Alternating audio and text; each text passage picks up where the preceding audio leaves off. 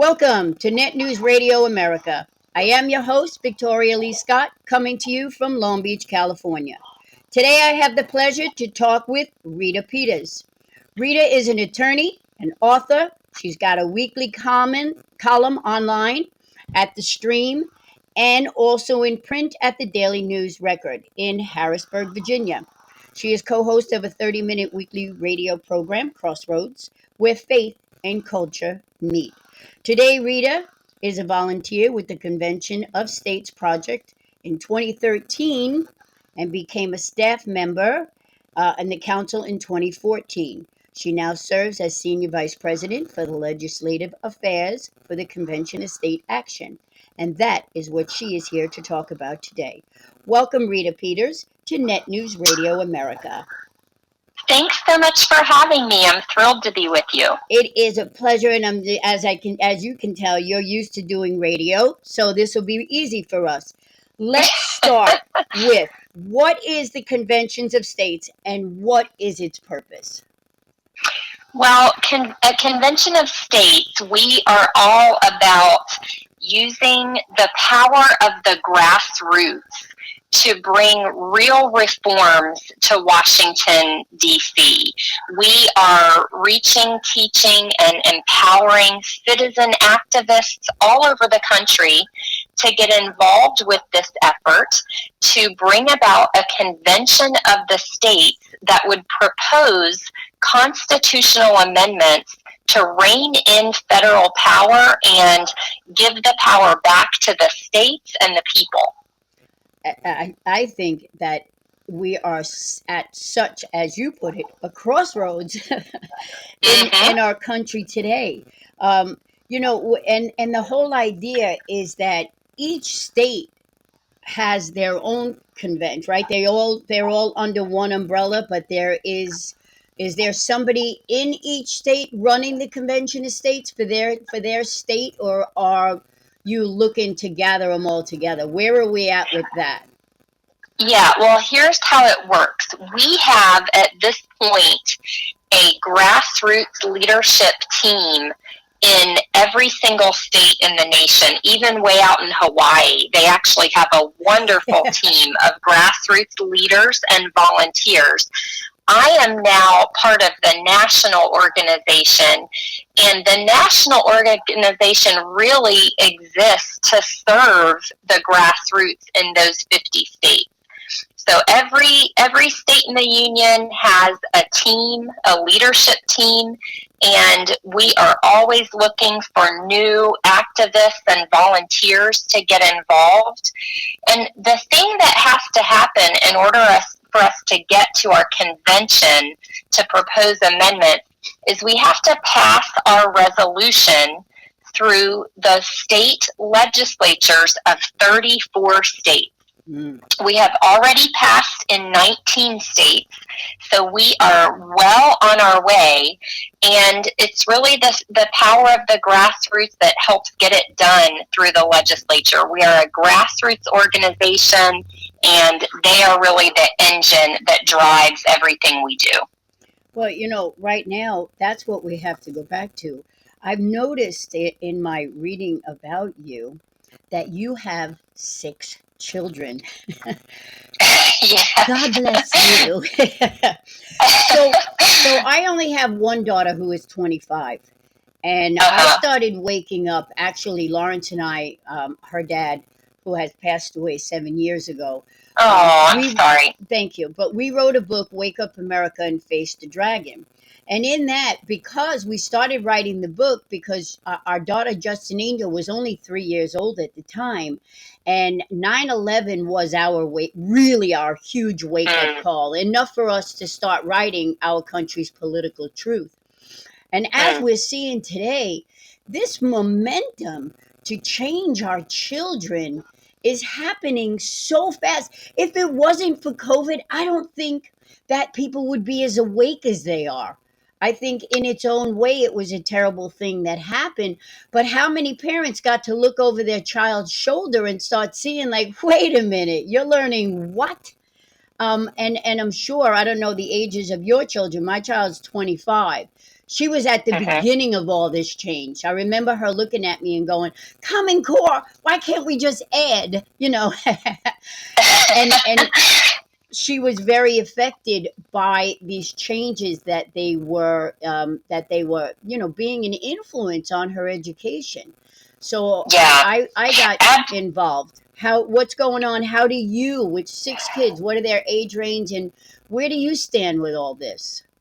yeah. Well, my kids range from age 13 to age 21. So Oh, I've got a bunch of teenagers in the house and a few college students.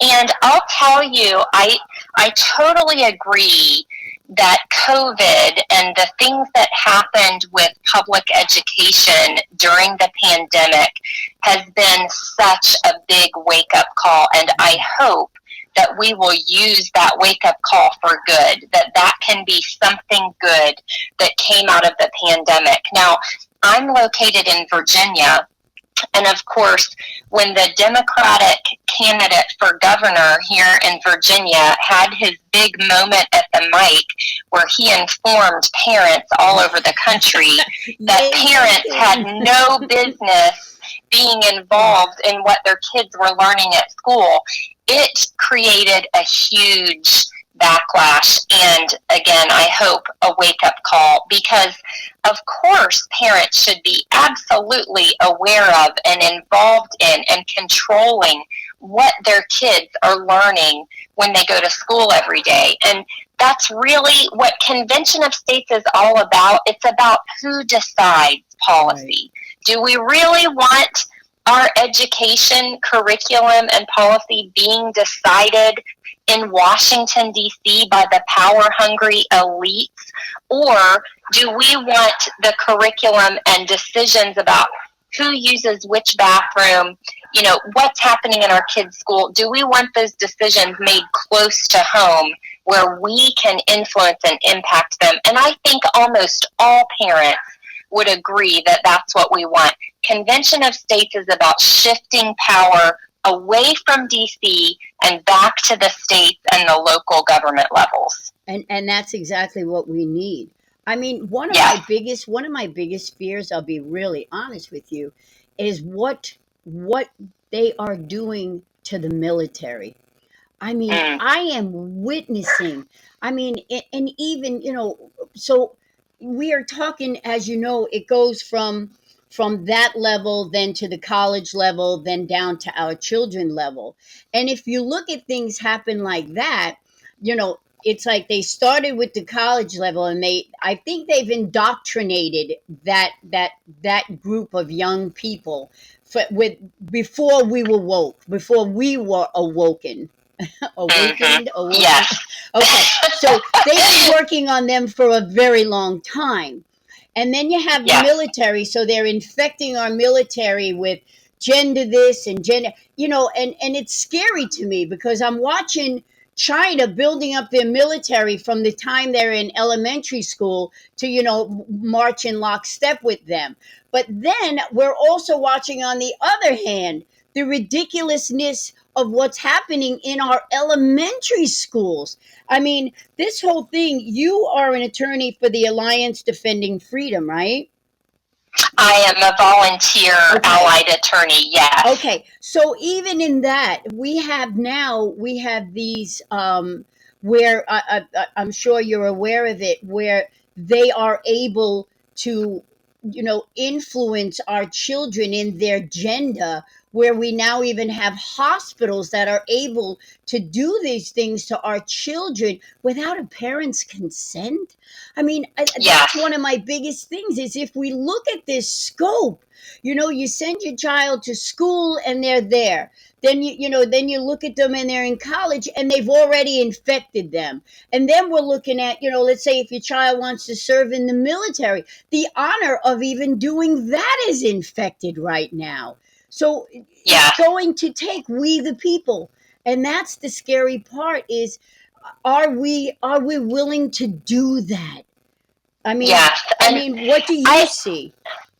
well, I am encouraged by what I see through my work with Convention of States, because I've got to tell you, our volunteers, our grassroots activists are showing up, standing up, and speaking up Right. in order to make a difference. And it does make a difference. And, just think, if all of the parents out there who really do care about this and are concerned about this, and I think there are so many, I think it is such a powerful group of people, just the parents, Right. who are concerned about exactly what you're talking about, this gender, craze, stuff that 5 minutes ago was obvious to every human being, what a woman is, how you define a woman. Well, that used to be so obvious to everyone.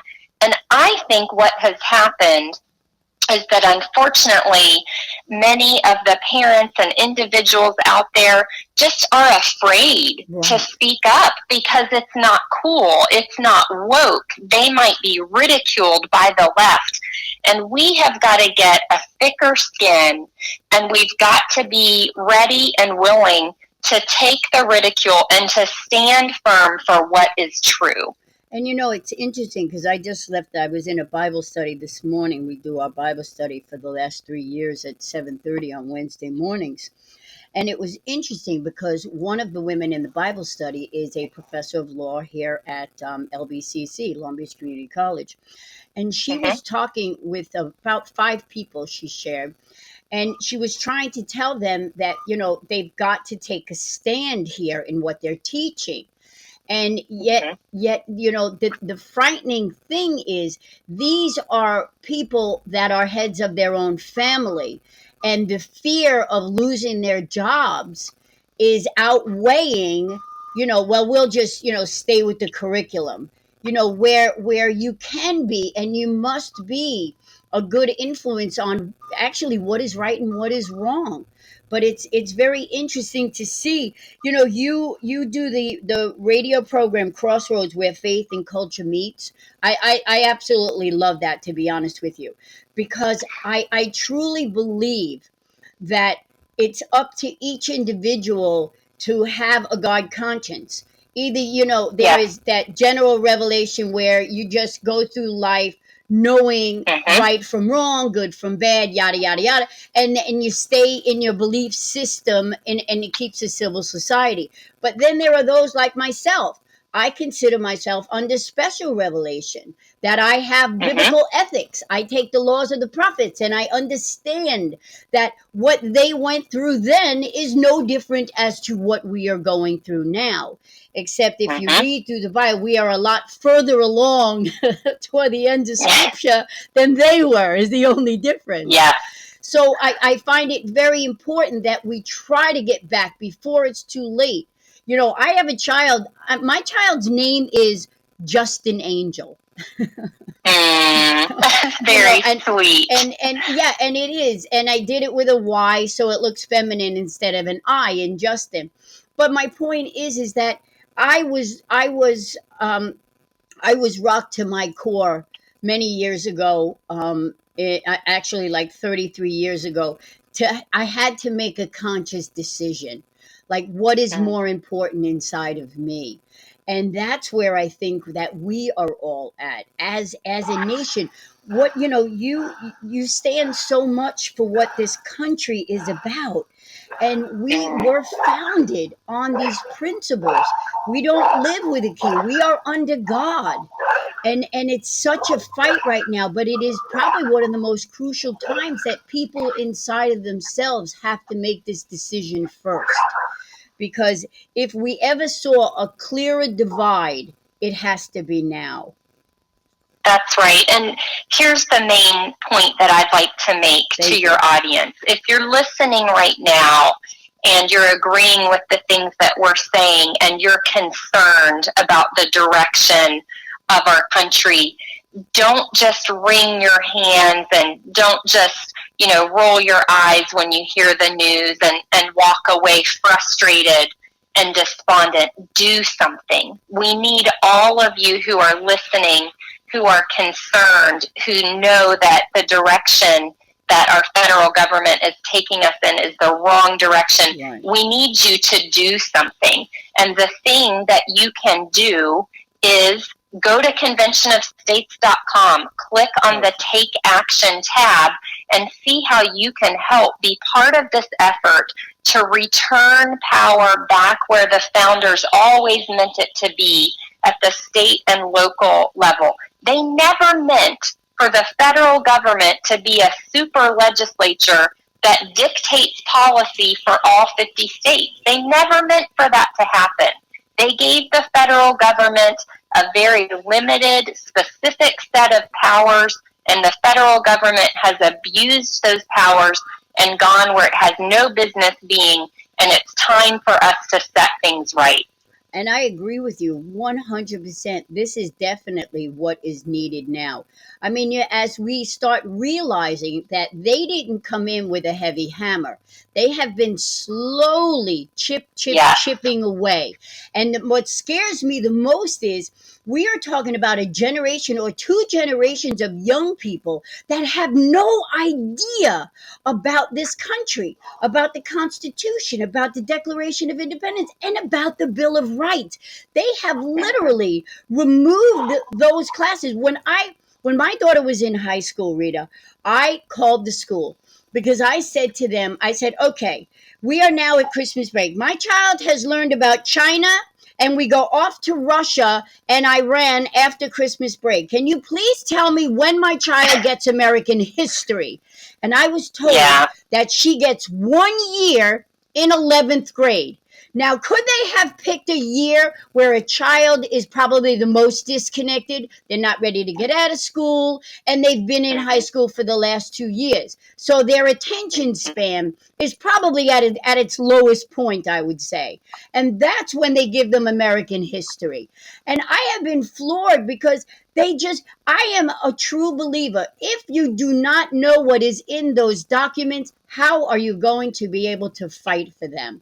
And that's what's frightening. And that's why we need convention of states. We need to break it down to state level so that people can feel this is my state I want to take, rather than looking at the big picture and being wrapped into this federal government, tied up in a bow, which is not the way it was meant to be. And, and the same thing too. I wanted to touch on this before you go, and I know I'm pushing your time, but thank you. What are we going to do? What do you see happening in November? As far as I am afraid that there will be a red wave, but I don't know, after witnessing what has happened to our electoral process, what are we really facing in November? What do you see and what do you hope for? Yeah, my hope is that everyone listening to your program will go to the polls. Right. Use. My concern is that people, as you pointed out, will be so discouraged by the fraud in elections that they'll be discouraged from voting at all. And I just want to say we can't do that. Right. We have to go vote, and we have to turn out our friends and family and neighbors. We have to work harder than ever to get everyone we know to go to the polls and vote. I don't know what will happen, but I am a firm believer in my job being to obey and to be faithful with what God has put on my plate today and to entrust the results to Him. So I would say go vote, be active, sign up to volunteer or work the polls wherever you can. We need people doing that, but get involved and make sure you vote. Well, and that's exactly what they have to do, because I had a taste yesterday of exactly a thought process. So I was watching an interview, and they are not even going to mention names, but they were talking about candidates. Now, this was an independent or a Democrat. All right, so it's a Democrat.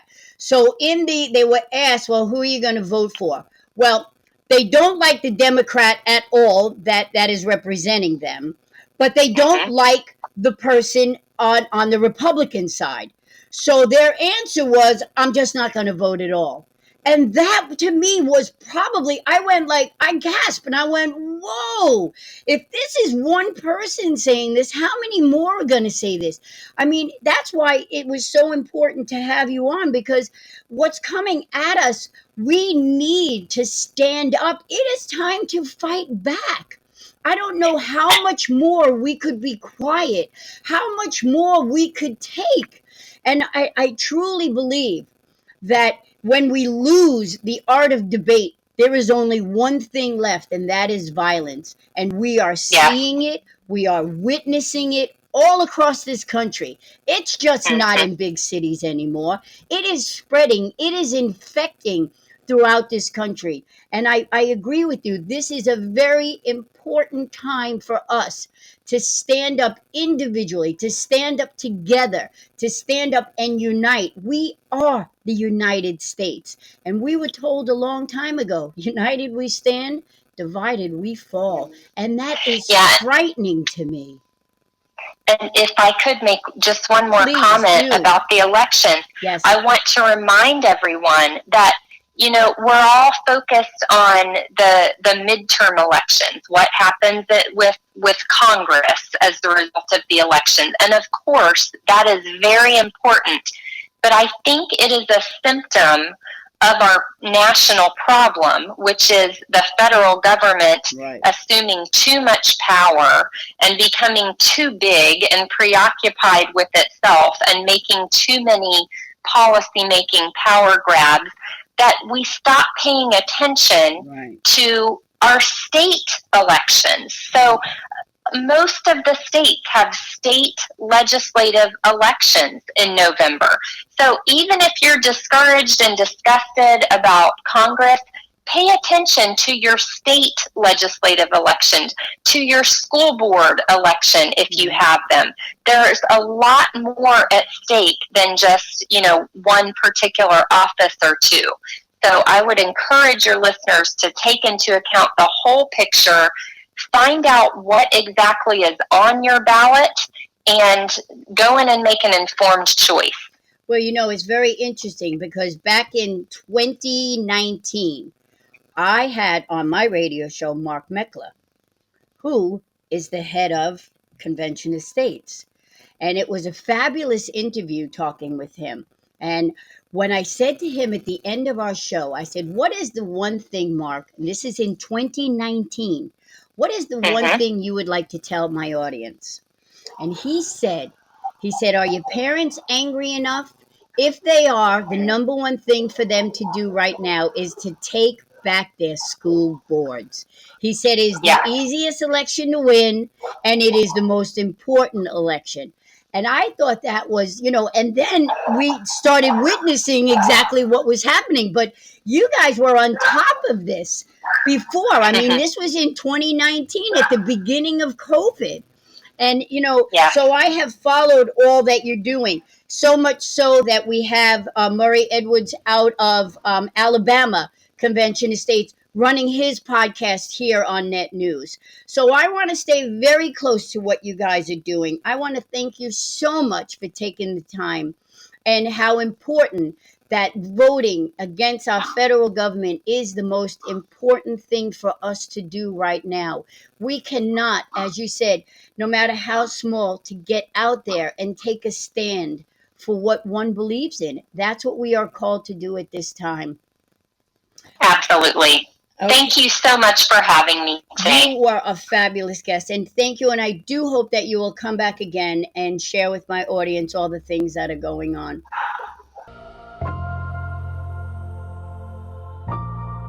I just couldn't sit by anymore and do nothing. I always said I hated politics, but I found out that you can't really change things if you don't get involved. What we're looking for is somebody that has the heart and wants to help save their country. It's just the nicest group of people that I've ever worked with.